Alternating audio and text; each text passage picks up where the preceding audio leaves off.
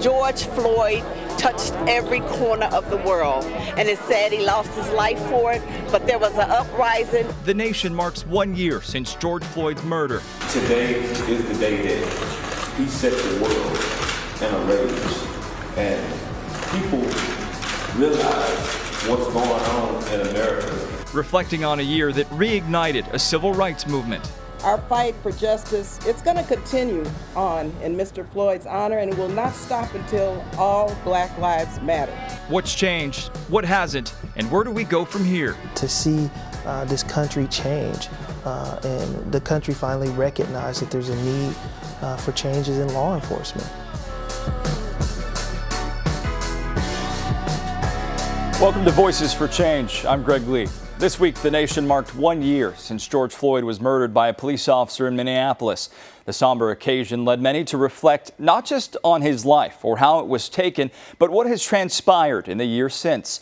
Floyd's name and some of his last words, "I can't breathe," became a rallying cry for social justice and equity. His killing reignited a civil rights movement the world over, and it led to demands for change and prompted a long, hard look at policing in America. More specifically, how law enforcement interacts with communities of color. Rallies, prayers, vigils, and peaceful gatherings seen around the nation marking the anniversary. People took to the streets in Minneapolis, New York, Chicago, and Los Angeles. Here in the Bay Area, Oakland's NAACP organized a rally in remembrance of Floyd, and Oakland Mayor Libby Schaaf thanked the protesters who demonstrated after his death. She also thanked those who helped clean up the broken glass and debris after some of those protests. President Biden marked the day by meeting with the Floyd family. The president had said he hoped federal police reform, that George Floyd Justice in Policing Act, would have passed Congress by now. It's currently stalled in the Senate as negotiations continue. He set that deadline. He's not happy about it not being met, but all in all, he just wants the bill to be right and meaningful, and that it holds George's legacy intact.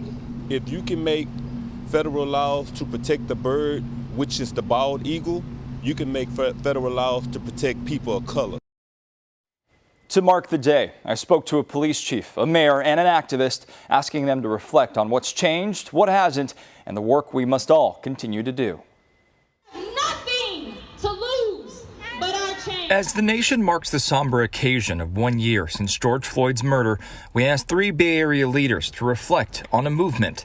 People from all over the world who rose up and, really stood tall and proud for racial justice. What's changed? To see this country change and the country finally recognize that there's a need for changes in law enforcement. And the long road ahead. Not enough has changed, without a doubt. In the wake of another high-profile death of a black person at the hands of a police officer, protests and rallies spilled into Bay Area streets. One of the largest, a student-led demonstration at Oakland Tech, organized in part by Xavier Brown. Brown has continued his activism and doesn't see Derek Chauvin's recent conviction as justice, rather accountability. We are surprised when things actually go the way that they're supposed to go, where the murderer is convicted. Brown says there's been lots of talk about reform, but not enough action. He's disheartened by new cases and reports of alleged police brutality. Brown wants the momentum towards true change to continue, including efforts to defund the police. I feel like if we invest into those communities for the future generations, there will be a decrease of crime because they'll be in a better environment. I was tired of the talk and reading the data. I wanted to put into action something that I knew would be helpful. Hearing those calls, San Francisco Mayor London Breed and Supervisor Shaman Walton announced the Dream Keepers Initiative. The plan redirects $120 million from law enforcement over 2 years into the black community. SFPD Chief Bill Scott supported the cuts, but the police union opposed them, saying it would lead to a continued rise in crime. It doesn't have to be an either or, because when you think about it, as I said earlier, why are people committing crime? Breed also believes not every call requires a badge and a gun. The city launched street crisis response teams, an alternative response to nonviolent calls. How do we get to people who are struggling in that way, who don't necessarily require a police response. That when you ask people to not be engaged in violence, you have to have an alternative for them. They're following suit in Oakland with the approval of the Mobile Assistance Community Responders of Oakland program. Police Chief LaRon Armstrong supports it as well as other alternatives. Armstrong, a 22-year OPD veteran, was sworn in February. So this thing with law enforcement in African American communities is not a secret.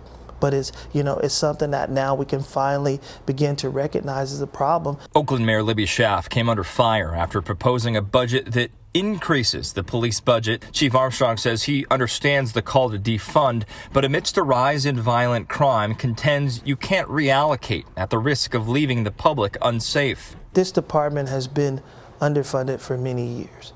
I mean, you're talking about a department that has less than 800 police officers in a city that's nearly 430,000 people. Armstrong points to his officers' de-escalation training and cutting down on discretionary car stops to curb racial bias as progress.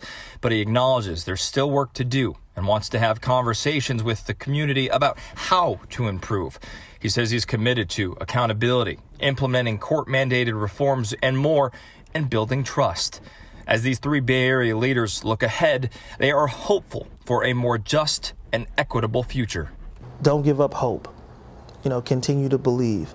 Know that every day we're going to come in to the Oakland Police Department and give it our best effort. There's a better future possible if we work together and if we're not afraid to make the hard decisions. I think it's all of our jobs to really ensure that the prosperity of the human civilization just keeps on advancing towards love and respect. For more reflection on the past year, we're joined by Mohammed Nadiri, board member and former chairman of 100 Black Men of the Bay Area. Mohammed, thanks for talking with us. Let me start by asking your personal reflection on the year since George Floyd's murder, if and what you believe has changed in our country. The dialogue has changed a lot in terms of just kind of different leverage points, and when you talk about perspectives that are being considered. Unfortunately, though, it doesn't seem as though much substantively has changed as far as when you think of policies and you think of actual actions. In the years since George Floyd has passed, you've had, I think I saw the number was either 229 or 230 African Americans have been shot and killed by police since then. And you constantly still see in the news and just kind of in the community similar levels of interaction between the police and the community. And it just kind of leads you to believe that, yes, more light has been shown on the situation and the interaction, but you don't necessarily get the sense that anything has fundamentally changed in the way that the interactions occur. Yeah. Sir, the mission of your organization is to improve quality of life by advancing social, economic, health, and educational progress of African Americans. Do you feel like the nation, to their part, is waking up to the need to support these long-time marginalized communities? No, absolutely. Absolutely. I do think that is one thing that has shown to be been kind of a positive result of what has happened. I do think that there is a collective awareness and a collective desire to see some of these inequities addressed and addressed in a real substantive way again. Not just kind of sitting here saying, yeah, this might actually exist, but really acknowledging that it exists and how can we sit here and address some of the systemic issues that lead to these inequities? How do we address those in a more holistic manner? I do think that conversation has gained some real steam. And our organization is really behind supporting those conversations as they happen locally, nationally, and even within families and whatnot. Sure. Yeah, Mohammed, in that vein, we've talked a lot about defund the police or reallocating funds to communities of color from law enforcement. How much could programs like what we're seeing in San Francisco help to advance your mission? Well, I think anything that gives a more complete view and leads to a more positive interaction between law enforcement and authority in the community is something that needs to be supported. What we've always said over the 32 years that we've been in existence as a chapter within the national framework, what we've always said is it's not so much whether you defund or refund or start to fund, it's really collectively, when you look at the total interaction, how is authority in the community? How is that happening? How's that conversation being held? Is it from a standpoint of where the community is on equal footing with authority? If so, let's definitely encourage that. If not, let's look at ways to address that. Mohammed, as we look beyond this last year and forward to what is to come, are you hopeful for real reform, for real structural change? You have to be hopeful. You have to be hopeful because at the end of the day, you have to believe that the goodness of people will come through. And at the end, and that's really what, America and the world and being human is all about it. Believing that your fellow man, your fellow woman has your best interest at heart at the end of the day. When you're able to strip all the stuff away, at the end of the day, you're good people. I think that hope is what allows the voices that we've seen come out over the last year and over the last 5 years, and then all throughout the civil rights movement. Those voices are able to come out because you have the overwhelming collective goodness of society. The glue that actually holds an organization together is the culture, and diversity, equity, and inclusion really just strengthens that glue. Coming up after the break, the 49ers hire an expert in diversity, equity, and inclusion to strengthen their organization. I chat with Christina Jefferson about her critical new role.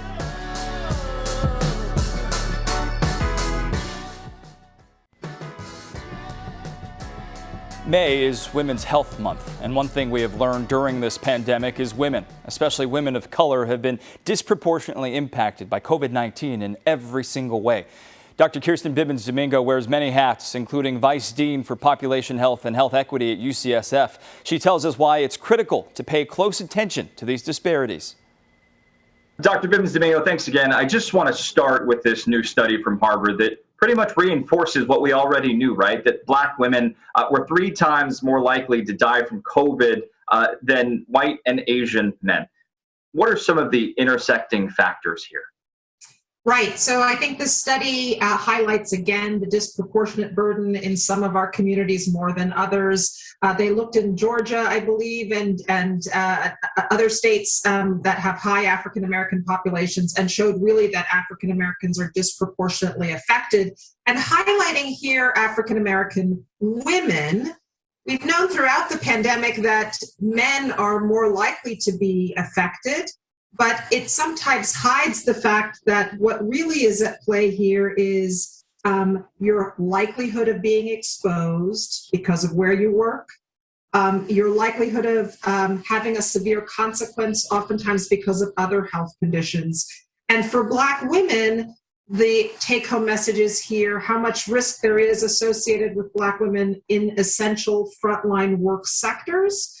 And as well as the underlying health conditions. And really that until we look at these factors together, we don't really understand the risks and then don't really design our interventions in the best way possible to address this risk. You and I have talked about this often, about coming out of the pandemic, not just back to where we were, but better than where we were. How important is us to look at this data to improve outcomes of women, but especially women of color? Yeah, exactly right. I think it'd be very easy to say, oh, the pandemic is about men more than women because that's who's died, without saying what fundamentally the pandemic teaches us is the way in which where we work, where we live affects our health, the great inequities that we have in where we live and where we work affects our health. And that the true burden in this pandemic really is very much about those who are doing low-wage work, oftentimes people of color, here African American, here women who were doing frontline work in service sectors, in our healthcare sectors, in our child care and elder care sectors. Unless we focus on who really is at risk for poor health, we won't design our interventions. And this relates not just to COVID, but as you rightly suggest, relates to all of the ways in which these things intersect to lead to poor health. We have to look forward to understand the groups who are really disproportionately bearing the burden here and design our systems to basically improve the health for all. To provide some hope and some light to this, I want to talk a little bit about the efforts of people like yourself who are studying this, UCSF, doctors you work with, and others in the community that are reaching out to those often marginalized communities to offer testing, to offer vaccinations, to connect them to medical services. What can you say about the efforts there? We know that they are available, people are eligible, but sometimes we need to really partner very closely with our community-based organizations, with our community partners, not just to make things accessible, but also to be part of the trusted messengers who are delivering the right messages, who are helping deliver vaccines to people where they are, where they're comfortable. The San Francisco 49ers recently welcomed a new member to their team. Christina Jefferson is the Niners' first Director of Diversity, Equity, and Inclusion. I spoke to her about her new role and why she hopes other organizations follow suit. Christina, congratulations on the new job. I know it's brand new, but describe the opportunity to work for an organization like the 49ers in a role so important as this. I would say it's an honor and privilege. I can't stress enough how you're taking such an important step, and that and diversity, equity, inclusion is so important, and understanding the commitment that this organization has made over the years, and being able to be a part of that, history it really is an honor that I just can't even fathom. Growing up as a Midwesterner, like, it's football and everything else. And, and for me, it was understanding, like, everyone knows, and then when you move to the Bay Area, you feel the sense of pride, the 49ers and the franchise and the history, and being able to continue that work and to do that, it's an incredible privilege. You bring a lot of experience in this field from the corporate world. And as you see other organizations, nonprofits, corporations, teams bringing on DEIs, what does that mean to you to see that really becoming a critical part of our society? I think it's incredibly important. I think that people understanding that diversity, equity, inclusion doesn't sit apart from an organization. It sits inside of it. It is a part of the fabric of how we do our jobs, and making sure that people, I think I say all the time that making it authentic. There's something to making sure that everyone feels that they belong. And in order to do that, you kind of have to embed diversity, equity, inclusion into the daily lives of an organization. It really is there to make it better and stronger. I like to say it's also like the glue that actually holds an organization together is the culture, and diversity, equity, inclusion really just strengthens that glue.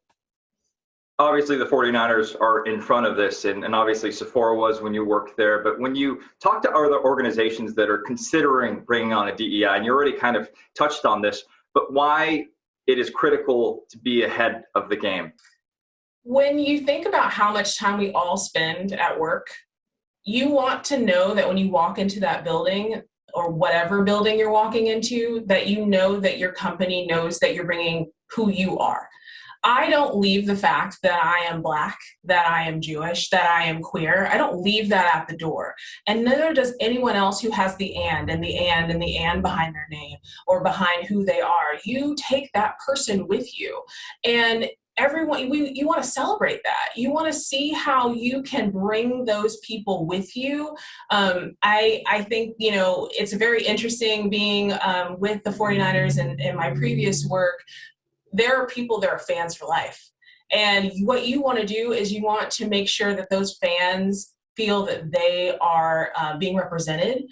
You also want to make sure that the people inside the companies, there are people that make these things go, that are proud to work as a 49er fan inside the company. And in order to do that, you want to know that you're being represented. And so that's when I see, like, when organizations are doing it right, you see that people feel proud that they are a part of the who that the company is. And that's where I see diversity, equity, inclusion as a part of that. It really does bring just an authentic lens to everything a company can do.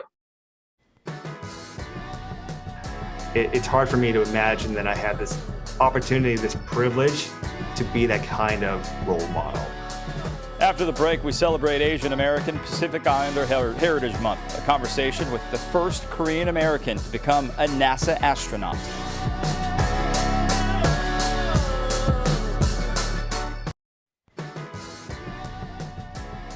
As AAPI Heritage Month comes to a close, we spoke with a man whose accomplishments are truly out of this world. Navy SEAL, doctor. Either of those taken alone would be considered remarkable. Johnny Kim has served in both roles, and now he can add NASA astronaut. Johnny, a Navy SEAL, a doctor, you've accomplished so much in your life so far. Can you talk about the opportunity to be a NASA astronaut now? Yeah, it's been an amazing opportunity. One that I recognize is that most people don't get a chance to do. And what that makes me realize is that the position I have is one of huge privilege, where I get to do awesome things, really fun and challenging things, work with amazing people, have the chance to contribute to space exploration. And the part that I'm most passionate about is be able to have an impact on the next generation, to want to be the best versions of themselves. Johnny, you talked about that impact. We are in the midst of AAPI Heritage Month, and many people look up to you, and you've been a trailblazer in many ways. What does that mean to you, looking back on your life, on being able to be that example? It's, I think the first thing that I feel is very humbled. I think a lot of ways, just because it's hard for me to imagine that I had this opportunity, this privilege to be that kind of role model. And growing up, I had role models growing up, but I don't think I had role models that looked like myself. And I know now that I'm in the position I am, I understand how important representation and diversity is for so many reasons, on why it makes us stronger, but also for planting the seeds for a better tomorrow.